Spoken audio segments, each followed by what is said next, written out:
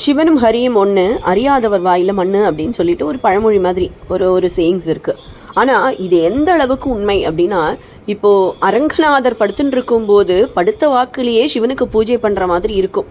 நீங்கள் பார்த்தேன்னா அந்த படத்தில் தெரியும், சிவனை பூஜை பண்ணுவார். எந்த சிவாலயங்களுக்கு போனாலும் பெருமாளை பற்றி நினைக்கிறதும், பெருமாள் கோயிலுக்கு போகும்போது சிவனை பற்றி நினைக்கிறதுமா புராணங்களில் பல இன்சிடென்ட்ஸ் சொல்லப்பட்டிருக்கு. அப்படி ஒரு இன்சிடென்ட் இன்றளவும் நடந்துக்கிட்டு இருக்குன்னா அது உங்களால் நம்ப முடியாதா? ஆனால் நம்பி தான் ஆகணும். சென்னை மகா சிவராத்திரி நாளில் சிவ ஆலயங்களில் வழிபாடுகள் நடைபெறும்னு எல்லாருக்கும் தெரியும். அதே நேரத்தில் குமரி மாவட்டத்தில் பக்தர்கள் கோவிந்தா கோபாலா அப்படின்னு திருநாமத்தை கூறிக்கொண்டே ஓடி வருவார்கள். சிவாலயங்களில் சென்று தரிசிப்பார்கள். இது சிவாலய ஓட்டம் அப்படின்னே சொல்லப்படுது. எனது கோவிந்தா கோபாலான்னு சொல்றது சிவாலய ஓட்டம்னு சொல்லப்படுறது. சிவாலய ஓட்டத்தில் பங்கு பெறுபவர்கள் மாசி மாதம் ஏகாதசி அன்னைக்கு மாலை அணிஞ்சு ஒரு வாரம் விரதம் இருப்பாங்க.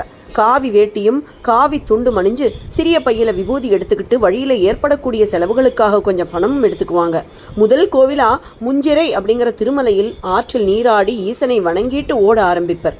இப்போதிலிருந்து 12வது கோவிலில் தரிசனம் முடிக்கும் வரை கோவிந்தா கோபாலா அப்படிங்கிற கோஷத்தை ஒலித்தபடியே இருப்பார்கள்.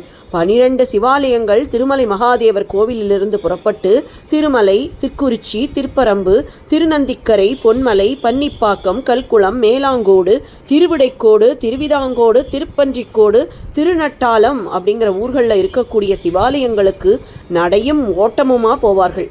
இவர்கள் அந்த ஒரு இரவு மட்டுமே கிட்டத்தட்ட 70 கிலோமீட்டர் தூரம் ஓடுவார்கள் அப்படின்னு சொன்னால் எவ்வளவு பெருமை, அருமையான விஷயம் இல்லையா? அப்படி ஓடும்போதெல்லாம் மறக்காம கோவிந்தா கோபாலா அப்படிங்கிற குரல் கொடுத்துக்கிட்டே ஓடுவார்களாம். இதிலிருந்தே நமக்கு தெரியலையா, சைவமும் வைணவமும் 2 கண்கள் மாதிரி, ஒன்றை விட்டு தனி காட்சி காணாது அப்படிங்கிறதான் உண்மை.